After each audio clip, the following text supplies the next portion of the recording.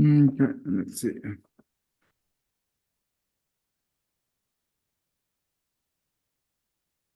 Okay, go ahead. Namo Fundamental Teacher Shakyamuni Buddha. Namo Fundamental Teacher Shakyamuni Buddha. Namo Fundamental Teacher Shakyamuni Buddha. The unsurpassed, deep, profound, subtle, wonderful Dharma in 100,000 million eons is difficult to encounter. Now that I have come to receive and hold it within my sight and hearing, I vow to fathom the thus come one's true and actual meaning. Oh, mm.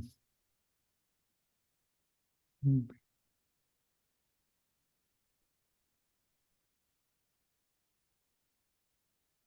Okay, last time we learned this thing, right?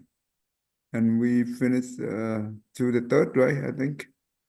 Or to the fourth, maybe, I'm not sure. I'm not sure either. I think to the third. At least we done to the. Let me check. I think we done to the third, at least.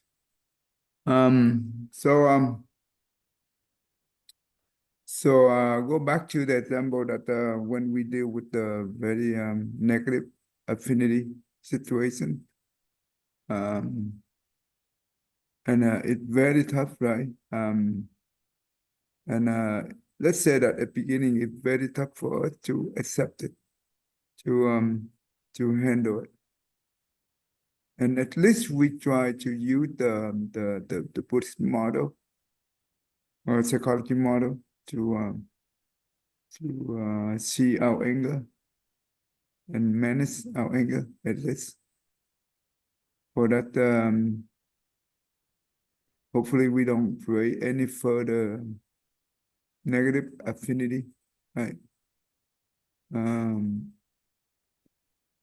It's already negative, but we still don't want to go in, make it worse. So at least, hopefully we can still remember that model and be able to manage the anger. And when and after that we just walk out and not to talk to that person directly. So when we go home, we still cling on that situation for a while, right? And we feel irritated, we feel uncomfortable, we feel some kind of heated, right? Whenever we think about that situation, we don't feel comfortable. When what should we do to calm down that moment?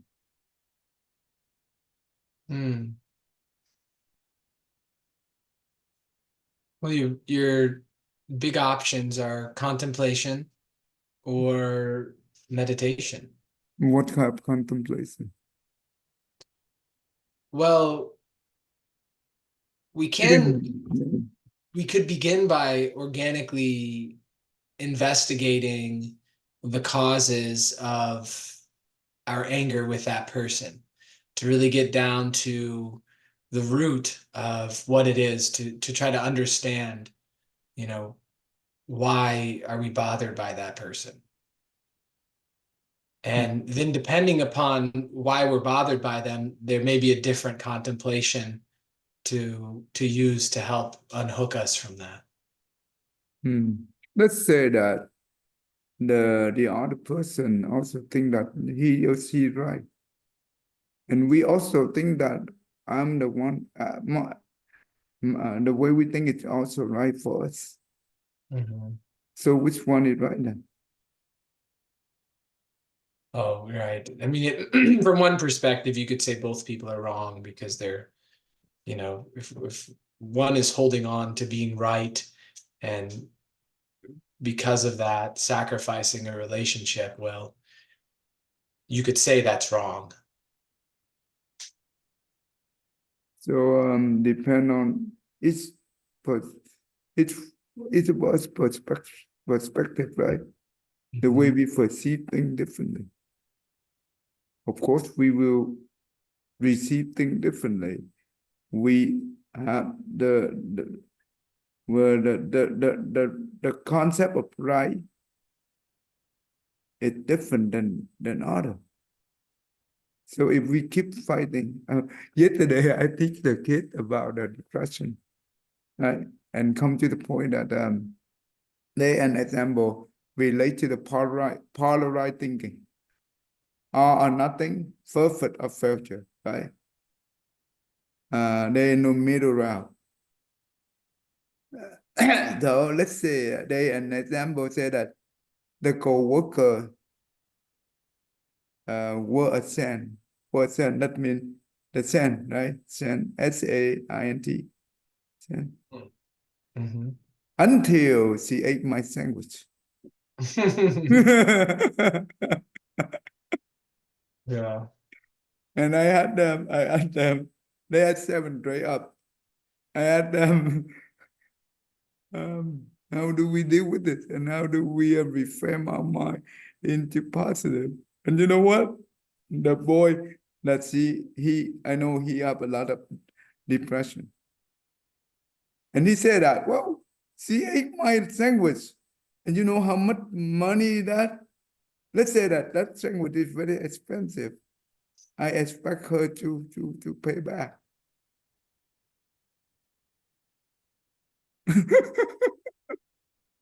You know what I mean? Mm-hmm. I expect her to pay back Yeah. because she take it without my permission. It means steal. Yeah, that'd be a normal way of looking at it. Just a usual, yeah, I paid for this, you took it, so then yeah, just pay me back. Yeah. If, well, I told him that, well, you said that your coworker was a saint until she ate your sandwich. That Mm-hmm. means your friendship, the friendship of you two is beautiful before that. And now because of the sandwich, then you Yeah. turn everything down. Sandwiches aren't that expensive. Yeah. And I told him, I would be curious to know, like, did she know it was his sandwich and did it anyways? And did she tell him? Did she apologize? That's a pretty unusual thing to eat someone else's food without asking. And so I do think it'd be important to have a conversation about it. But I mean, it's just a sandwich. It's nothing to be yeah, angry about or ruin a relationship. I told them that, well, if you think she is your good friend, well, sometimes good friend, well, because you are the friend, of course, they take it, they should add your permission. That is the least thing they can do. Somehow, for whatever the reason is, she did take your sandwich. Then should we make a big deal out of it? And say, yes. I wouldn't make a big deal out of it. I would kind of be like, "Hey, you're not going to do that again, are you?" You know, I can. Maybe you want me to bring you a sandwich too. Oh, and because this guy it were depressed. He also have the chum in the past. Anyway, and I say that if you make a big deal out of this sandwich, and you two become fighting with the mom at the beginning, then also lead to fighting with the physical fighting. Is that worth it? And you know what? And your manager or your boss look at you too. You know what they will do? Probably fire them if they're. You will get fired because of this. And doesn't matter who is right or wrong. When you involved in fighting, that's it. Is that worth it? Not worth it at all. So why should we? Yes, we should ask them why you eat my sandwich. And ask them, please do not do that again. It's okay. You can do that. But you don't want to make a big deal of it. expect them to be paid for your language. That's the least thing you can do. And then no. You see, when our mind in that mood, in the depression mode, and that's how we respond. You see that? That's what we are, right? What we are come from what we think, come from what our mind is. It's very dangerous. And I told him that if it happened to me, and this is how I deal with it. If I treat them, if I think them they are good friend, right? Even though they took my sandwich for whatever reason, I come to me when I approach them, I say that, oh, how eat the sandwich? That's good. You know what I mean? We want to turn the environment into the humor instead of heat it up. We don't want to do that because we don't want to break our friendship for whatever reason it is. It's not worth it. It's not easy to have a good friend, right? And I say, oh, is that that sandwich is good? Oh, maybe next time I can bring you one. And at that time, this person said, oh, no, I'm sorry. I ate your sandwich without asking for your permission, and because so and so, whatever the reason is, we should listen to the explanation. And we should be always forgive them. Because it's not worth it for the sandwich. I told them that. If we cannot handle the small thing now, can you handle the big thing in the future? And I did not tell them this, thank you. If you want to become a leader, the leader is not look at the small thing. They look at they only care for others.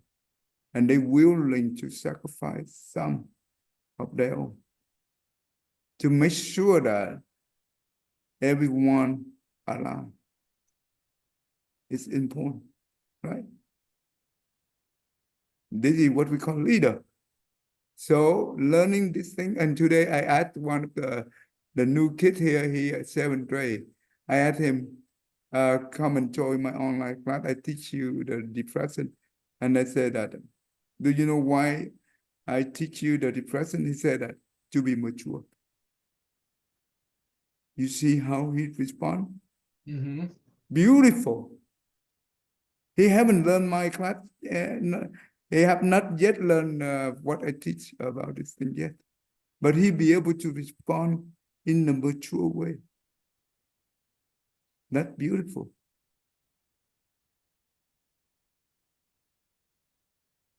So that's why even though we encounter the most crazy situation, and it's very tough for us to handle it at the moment.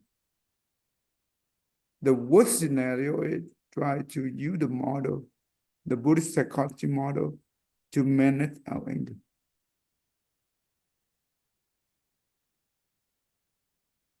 Therefore, at least we don't damage our friendship or relationship with others in the worst way. You never know in future, right? You don't know about the future.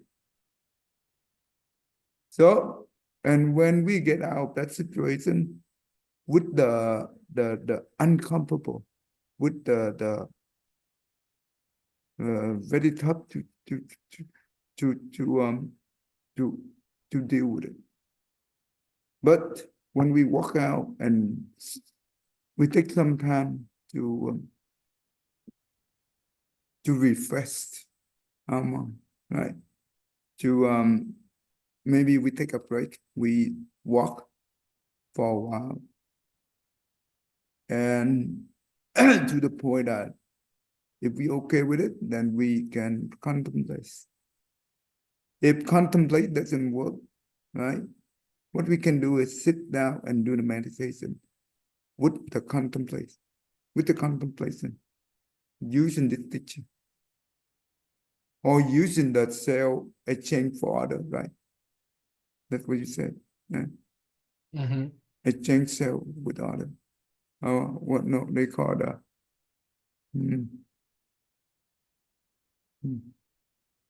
Yeah, equalizing and exchanging cell with other. Yeah, that's a good, also another good method. So when we sit down and we go back this model step by step and contemplate every single step and try to connect our heart, our mind with this step. Visualize that person in this step, in the process of your contemplation. At the beginning, it's very tough, but we make use of it. We should be familiar with this kind of situation. When you become acquainted, what do you call acquaintance, right? Acquainted? Acquaintance, that means you get used to it. Yeah, acquainted, yeah. Then you feel less and less uncomfortable. And to the point that you can stabilize your mind. And to the point that you be able to see the benefit of the contemplation using the mind. It would take time. Nothing work within short 1 day or 2 days or few minutes. No, it doesn't have that magic. It would take time to absorb this contemplation. Right now, we don't confront that person directly. Now we contemplate that person. Instead of confront, we contemplate. Put that person into our contemplation. And try to ease our emotion. This is important. This is another way of meditation. Using the forgiveness meditation, you remember? That whatever it works, you can use it. As long as this person will become, it's not a big deal when we see this person again. We still be okay. If we are not have a gut, if we are not ready to see him, it's okay. But if you never know, you will, suddenly, if we come and face him directly, for whatever the situation is, we face him or her with the easy mind, instead of with the hatred, resentment, the consciousness, that consciousness of hatred, all the people who come to us, they can feel it. But if we have the consciousness of compassion, love, and kindness, even though the person that we hate or they hate us, they can also feel it too. If we come with the consciousness of hatred, you know what? We will direct confront them, come with violence. But if we come with the consciousness of love and kindness and compassion, yet when we see them, they still have some friction of hatred, or some hesitated. It's okay, but it's not aggressive. You know what I mean? Mhm. This is important. You understand in Buddhism, the constant only is just the stream of consciousness, just like the water flow. It's uninterrupted. They keep flowing. And the current water flow in our mind is the flow of the pattern of our consciousness. That makes sense? Did I told you about the doc, the psychiatrist? How about this? Did I show you this one yet? Maybe it's a good idea. Brain scan. Did I talk about this one yet?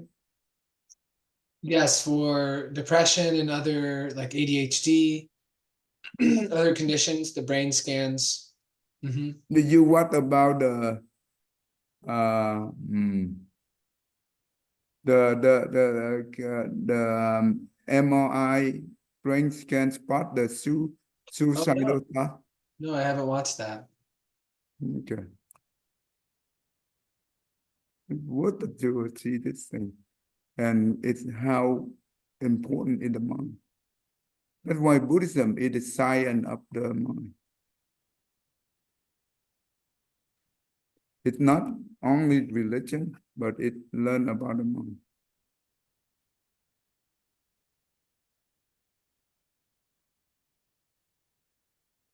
Our orthopedic care is shaped around you because customizing treatments and using breakthrough techniques helps you return sooner, stronger, better. This is orthopedic care designed for you. Memorial Hermann. Can you hear it? Advances in technology are changing the way we understand brain activity and diagnosing potentially deadly mental health disorders. Suicide is one of the leading causes of death in the United States, according to the CDC. As part of Mental Health Awareness Month, Nikki Batiste shows us how researchers are using brain scans to spot harmful thoughts. Nikki, good morning. Good morning, Don. Good morning, everyone. We visited Carnegie Mellon University to take a look at research led by psychology professor Dr. Marcel Just. He spent decades developing a sophisticated system to try and read our minds, and now he's making a breakthrough into suicidal thinking. We found that there were certain concepts that were altered in people who thought about suicide, and our method was able to detect those differences and analyze exactly what the differences consist of. That method begins with a sophisticated piece of equipment, a functional MRI. With fMRI, you see a picture of the brain's activities. So you're saying every thought idea in our brain has its own specific pattern? Yes. And what's really, I think, fascinating and relatively new is the patterns are similar across people. Unless you have suicidal thoughts, then they're altered. That's what psychiatric illnesses do. They change the way you think, and this method can, I think, identify those changes. These images show two people thinking about the word death. This one has thought about suicide, this one has not. The colors represent brain neurons. When you see dark blue, that means very little firing. And the red is telling you That you get activation related to self-thinking when they're thinking about death. But among people who have made an attempt, you see even more of this dark red. 34 people took part in his latest study. 17 of them never had suicidal thoughts, but the other 17 had. And over half of those 17 had even attempted suicide in the past. These second-by-second snapshots show clear differences in the brain patterns when the participants were asked to think about different concepts like carefree, praise, and death. This is our thought library. Those snapshots were then analyzed by this complex computer server, storing hundreds of thoughts by hundreds of people with the power to search for unique patterns. We can tell whether somebody's feeling anger or happiness or sadness. We can tell what number a person's thinking. We can tell what topic a person is reading a paragraph about. Dr. Just's method was 90% accurate in determining who had past suicidal thoughts and attempts. How might Dr. Just's research change the future of suicide? If we could understand the neurobiology underlying the drive to harm oneself, then we would be able to design better therapies aimed at reducing that desire. The treatments that we have now don't work all that well. Dr. Joshua Gordon, director of the National Institute of Mental Health, thinks Dr. Just's work could lead to more effective treatment. So potentially in 10 years, I might go to the doctor's office, electrodes are put on my brain. They will be able to tell whether I have a mental illness, whether I'm suicidal, possibly. It's slightly optimistic, but not impossible, maybe 20 years. The National Institute of Mental Health recently awarded Dr. Just and his team a $3.8 million grant to continue their research. They have already proven their method works to identify autism spectrum disorder. In the future, Dr. Just hopes to apply his approach to other psychiatric disorders like depression, schizophrenia, and bipolar disorder. Such amazing work they're doing. This is brilliant. To better understand the neurobiology of the brain, these causes that are in some ways out of our control to find treatment, I think are so important. That's really exciting and needed. And that point is so interesting, which is to say that you know, your brain is doing things you can't think your way out of. Right. That it's there is wiring at play here, which would help at least to understand the condition you're in. You know, understanding our brain neurons is so important to possible treatment. And Dr. Just says he and his team are about 3 years away from being able to completely read our minds within reasonable accuracy. I asked him yesterday, if I'm thinking, I want to win the lottery, when might you be able to identify that thought in my mind? He said, oh, we can already do that. But think about, like, if you were able to use that neurobiology in those scans, right? Certain types of medications that you're using, whether they're working or not, whether exercise affects and change, whether the diet that you're engaged in affects, and you could see the changes, that would help us all find ways to treat issues that we have. Mm-hmm. Yes, revolutionary work that they're doing for sure. Thank you. I liked that piece a lot, Nikki. What do you think?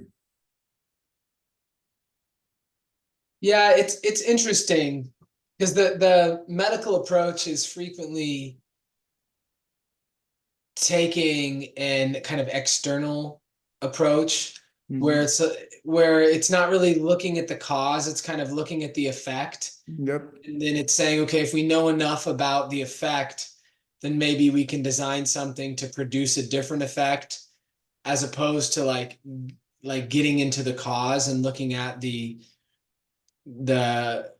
really the nuts and bolts of how someone is interacting with their senses, with their thinking. I really think that the Buddhist psychology approach is already so promising.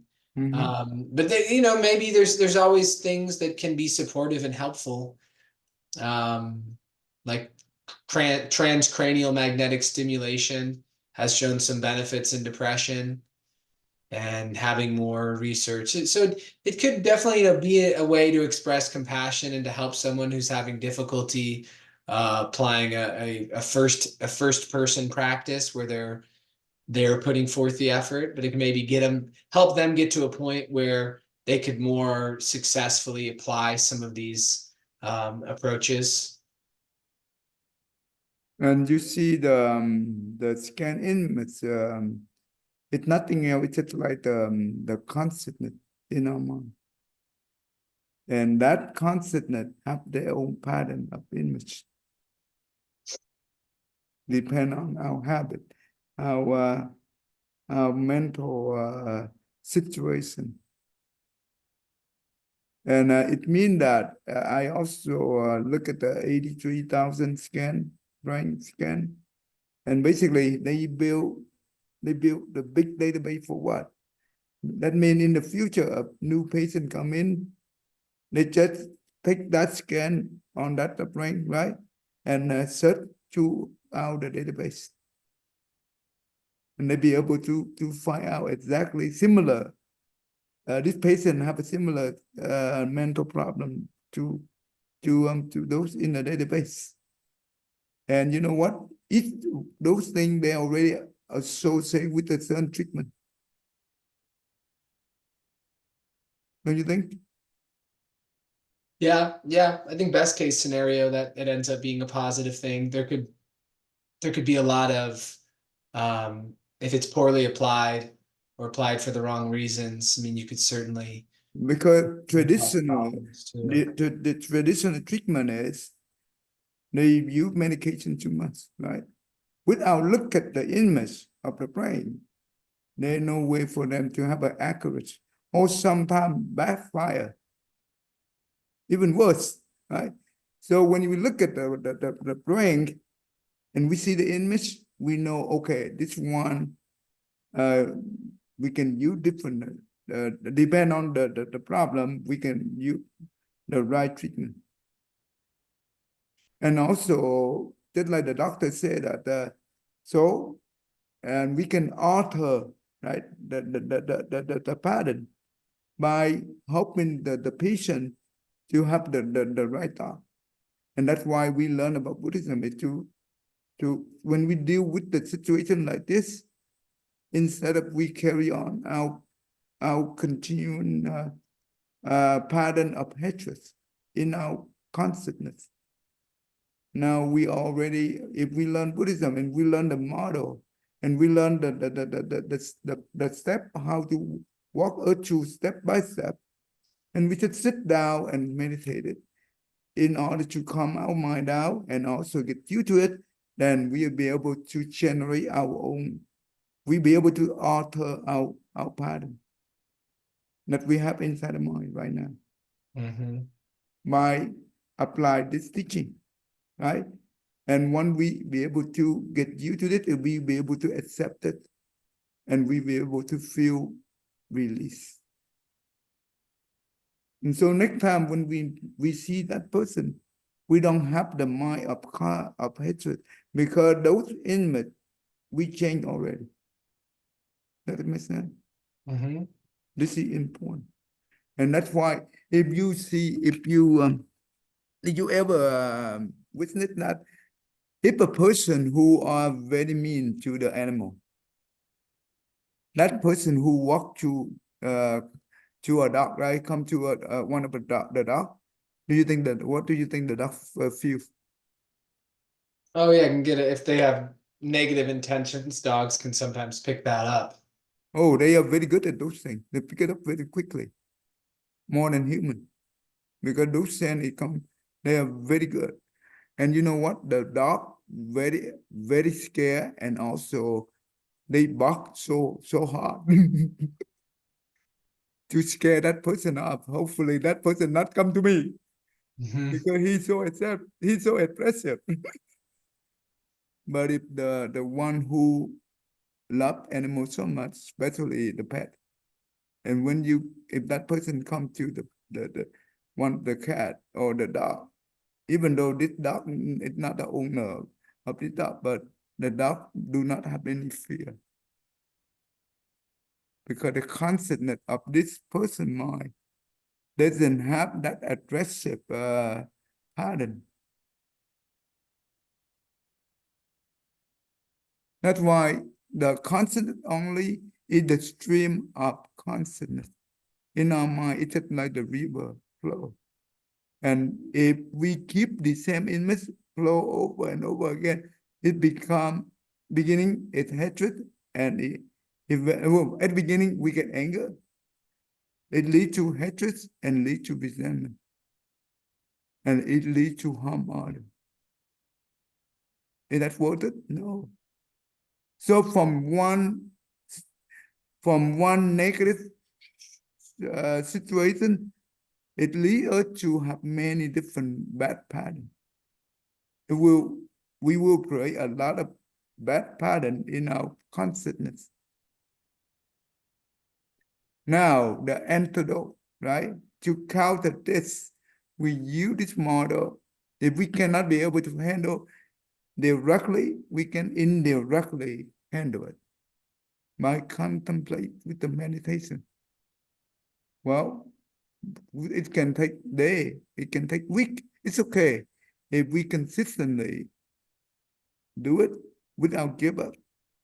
Eventually, we will get used to it, and it's not a big deal anymore. I use this model a lot.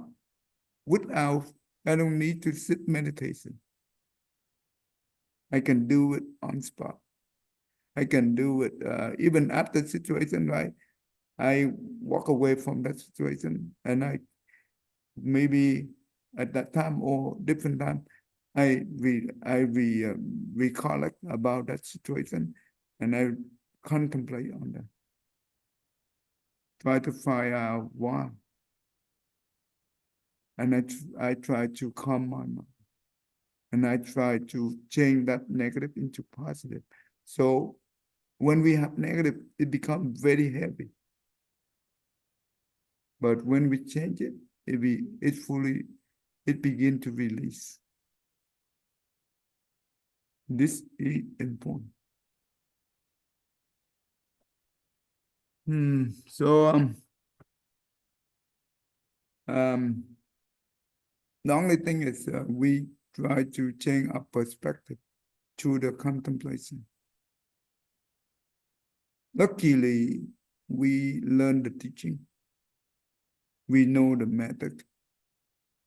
The only thing is we try to practice, apply to our situation. How, when, it depends. If we're ready to take up and practice, it will work. You remember Tammy, right? She told me that before she have a lot of stress and depressed.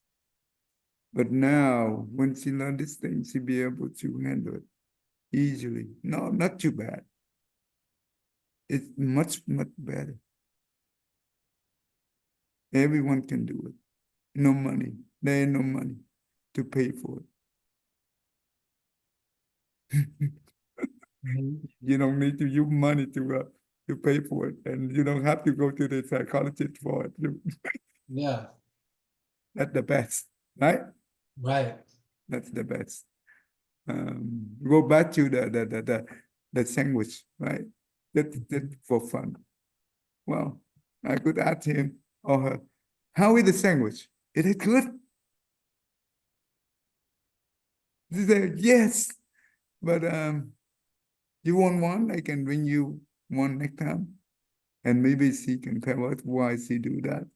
And we should be always ready to embrace and forgive. We start from small thing and walk up to the big thing.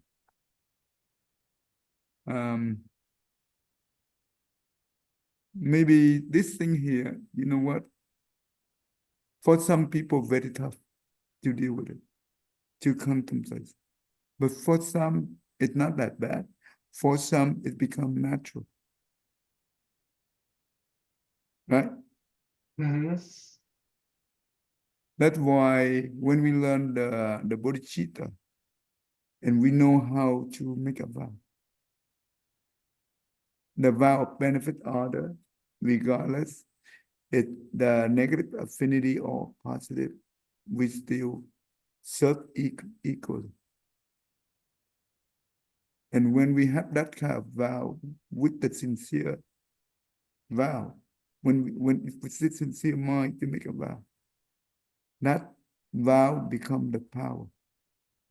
They call the hidden power. The hidden power when we reborn from one life to the other. That hidden power becomes very useful. Let's say that when we encounter the negative affinity situation, even though we have not learned Buddhism at that life, in that life, right? But we still know how to deal with it because it's become our nature. You don't need to be taught to do it. Does that make sense? This is important because the consciousness is flowing from one life to the other. If we have this, we have the image of the pattern of loving kindness and compassion. Also, we make the vow to it. This flow of consciousness pattern it will carry on from one line to the other. And it will be automatically, when we encounter that situation, we know what to do. There no need to be learned.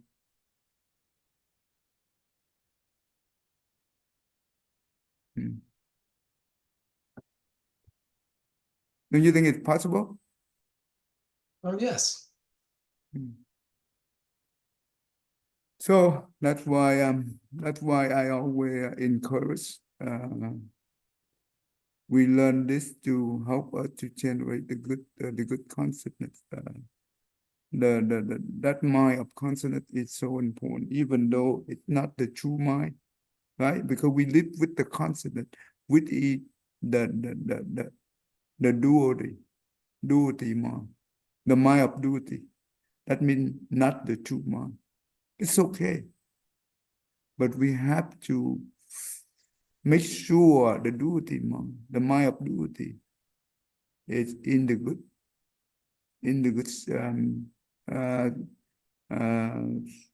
flow. I mean, with the we try to build a good pattern for the consonant, and when it flow in the good path. They don't, and that's how we can generate the blessing and marriage, and the virtue.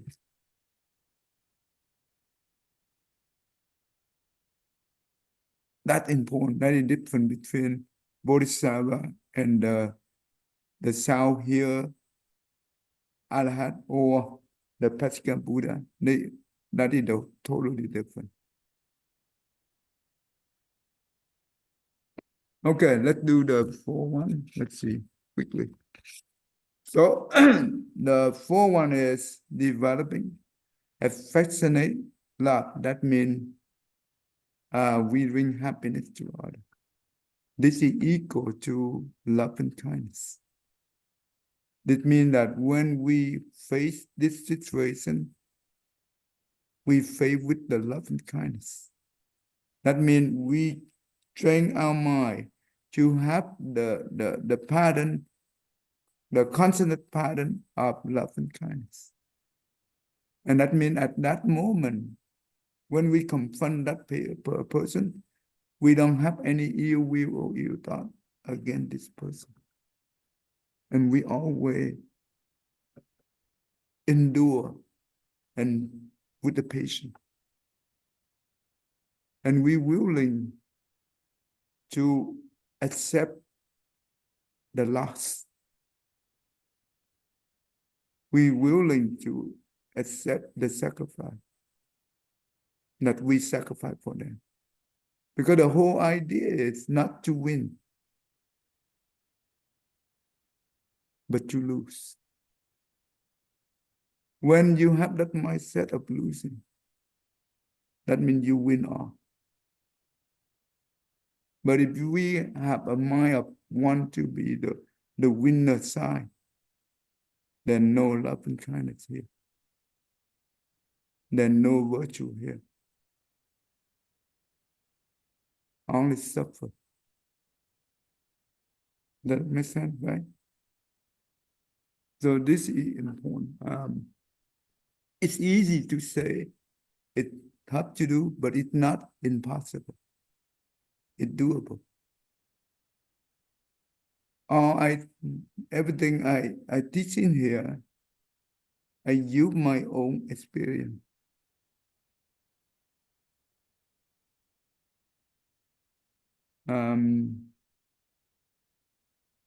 Well, every one of us have sometime in the past we do have a tough life.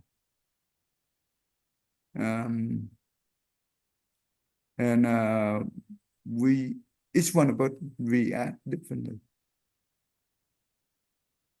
Or when we come to that, we depend on our background, our perspective. We respond to the situation differently. If from each one of us, right? There's nothing is the same, right? So that's why each time we fail, it becomes an opportunity to learn. Maybe maybe first time when we face this situation, we're very angry. But at that moment, we quickly notice that anger, but we still not be able to control. That is the fail. That means when we take the test, we fail. It's okay.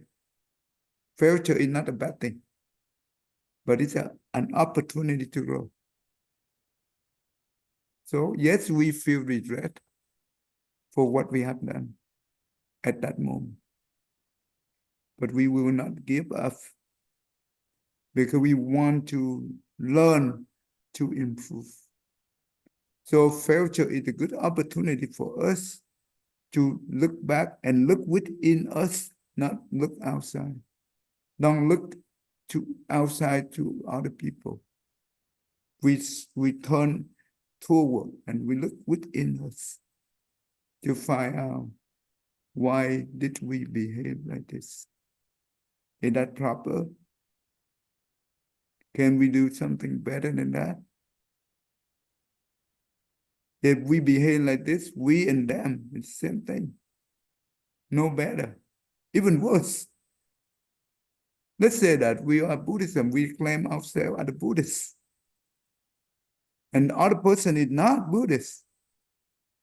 But we are the one who get angry and make things even worse. And we are even worse than them. We are no good compared to that person. Is that worth it? No, it's not worth it. Right?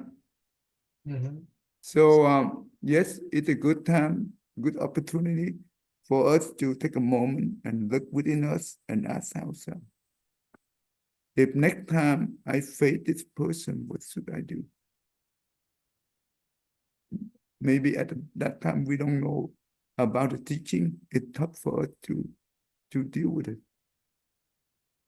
But now we do know about the teaching. We learn how to contemplate and how to get used to this situation. Because in life, within our family, our loved one, this thing occurs quite often, right?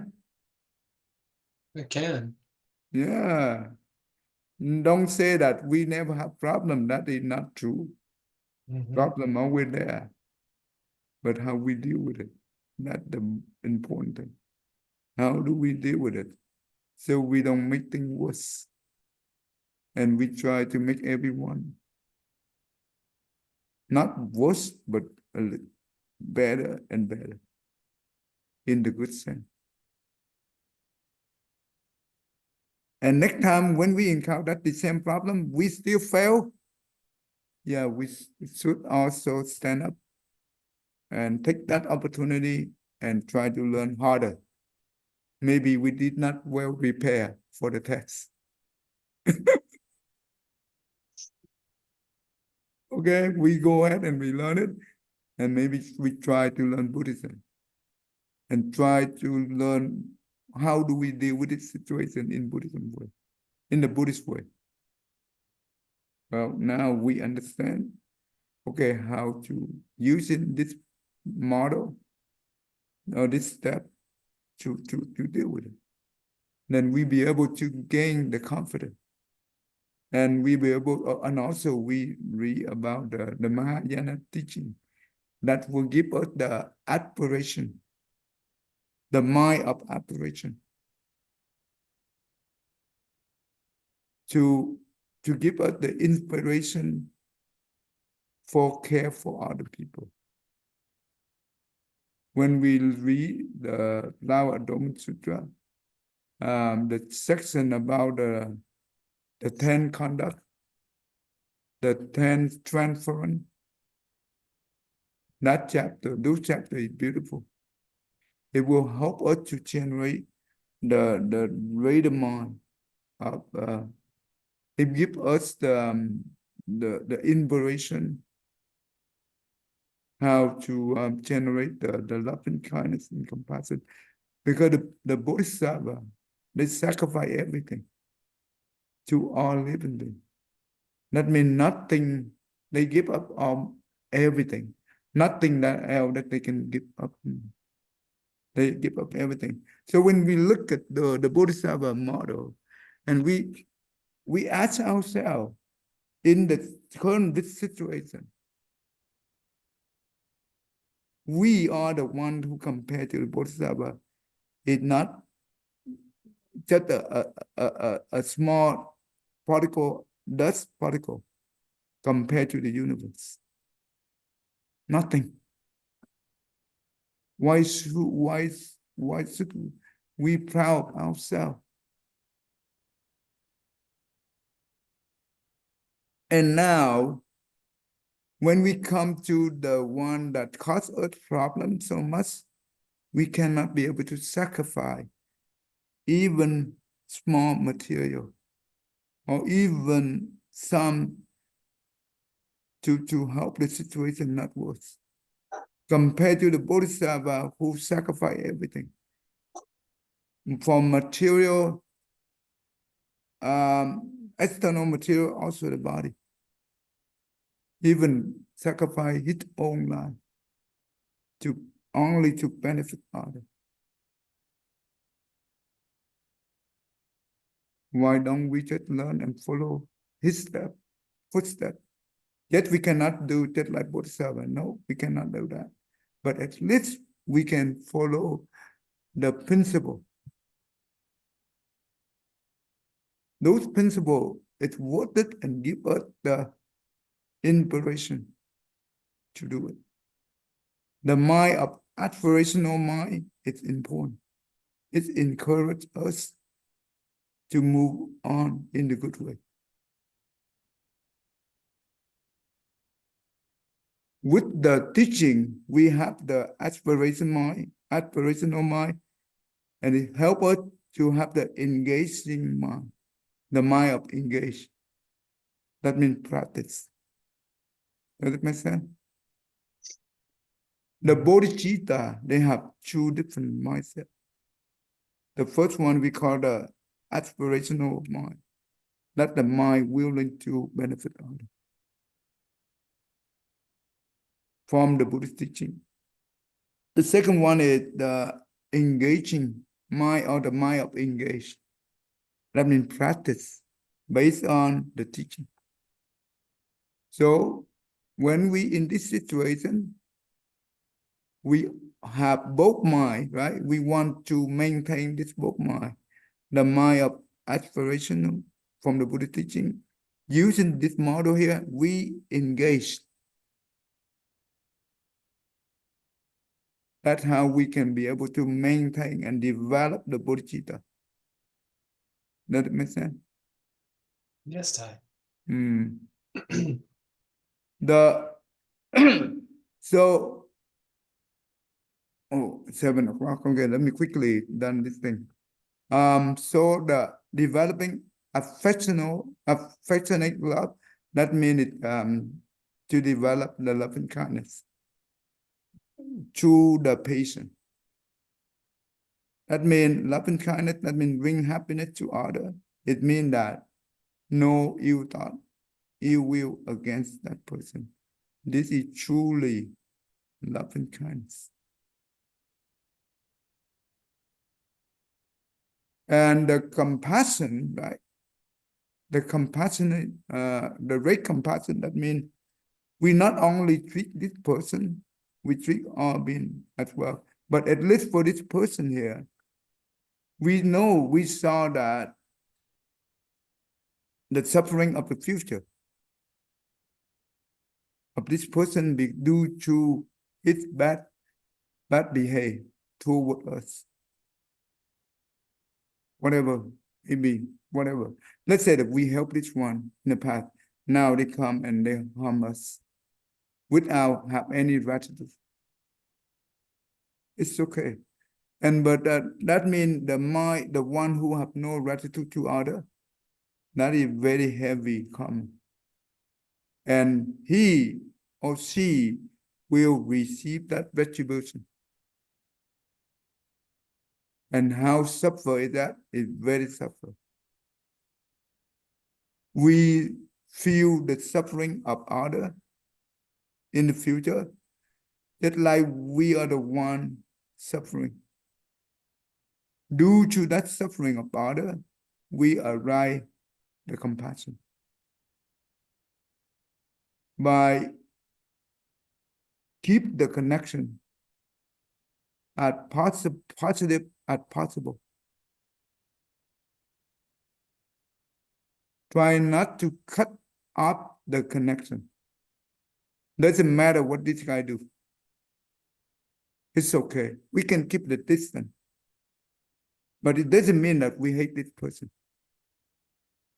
In our mind, we should never have any ill thought.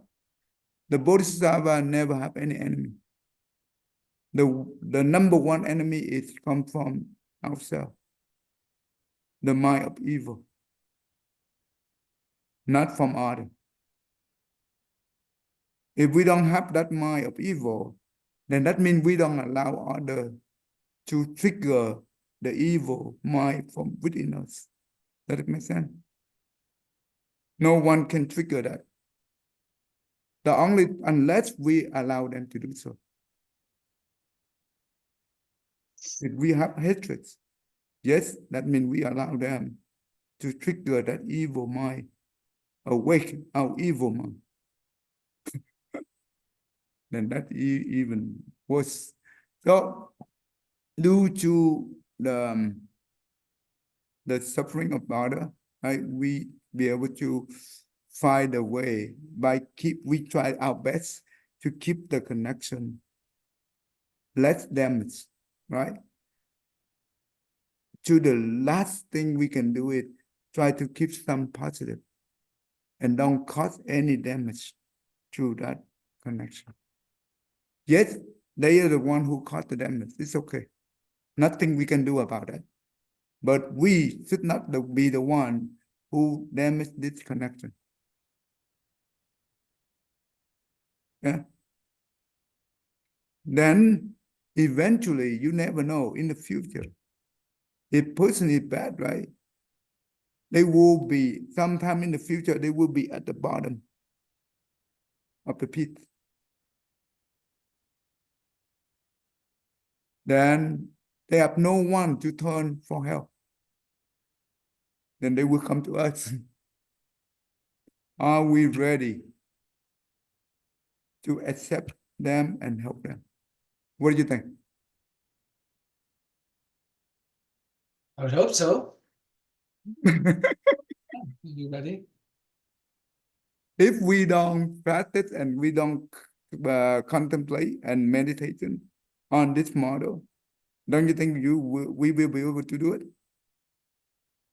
No, not if we still have resentment, then we wouldn't be able to. Yeah, as long as we have resentment, we cannot do it. Mm-hmm. So that's why this model, it uproot the resentment. Then when the time they come for us, ask for help. Of course, we have to understand this guy is really sincere and truly need help. We have to be careful. We have to use our wisdom. Compassion go with compassion without wisdom. It's not compassion. But compassion with wisdom is truly compassionate way. Truly compassion. So if they come and we understand their situation, we should take this opportunity as the golden opportunity. Why? Because this only opportunity we can healing the connection. Turn the negative into truly positive. You know what? After we help them in a good way, hopefully he or she sincere and really appreciate our help, then you know what? We save their life. Not only physically, but spiritually. And that person become, instead of enemy, become our good friend. And this kind of person, when it turn back 180 degrees, this kind of friend you cannot find elsewhere. No one can be good at this guy. Don't you think? Mm-hmm. So turn that person into good. It's something that really difficult to do. And you know what? I be able to do that in the past. I remember my uncle. Anyway, I will tell you that next time. I think I told you the one already. Mm-hmm.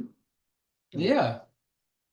I go there and I let him scout me and honest me, whatever he want to do, it's okay. I sit there, let him do it for 1 hour without saying a word. And after that, I just stand up and I politely say goodbye. I do that 2 or 3 years on the New Year Eve. And you know what? Due to that, I be able to heal the connection and now become very successful. And his daughter, I'm the one who helped her all the way through her education. And now she became the doctor of occupational therapy. Nice. Anyway, so it's doable. And after we're done with great compassion, that means great compassion, it means rescue. Compassion, it means rescue. Okay. Developing superior intention, that means above, we try our best to learn Buddhism, to learn all the meaning from the Buddha teaching. Below, we use all this means to benefit others. This is the superior intention. Yeah. And number 7 is development bodhicitta.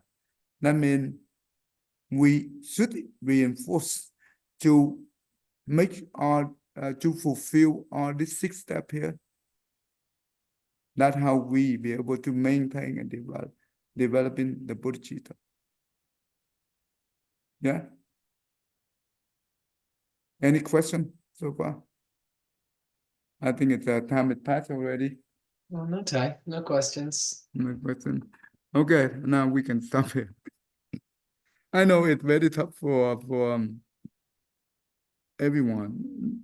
It's not easy to practice, but it takes time, and we have to get used to it, and it's okay. And you never know. This lifetime you practice become the good root for the next lifetime. Mm-hmm. Okay, go ahead. May every living being, our minds as one and radiant with light, share the fruits of peace with hearts of goodness luminous and bright. If people hear and see how hands and hearts can find in giving unity, may their minds awake to great compassion, wisdom, and to joy. May kindness find reward, may all who sorrow leave their grief and pain. May this boundless light break the darkness of their endless night. Because our hearts are one, this world of pain turns into paradise. May all become compassionate and wise. May all become compassionate and wise. Thank you. Thank See you. See you next week. I'll see you next week.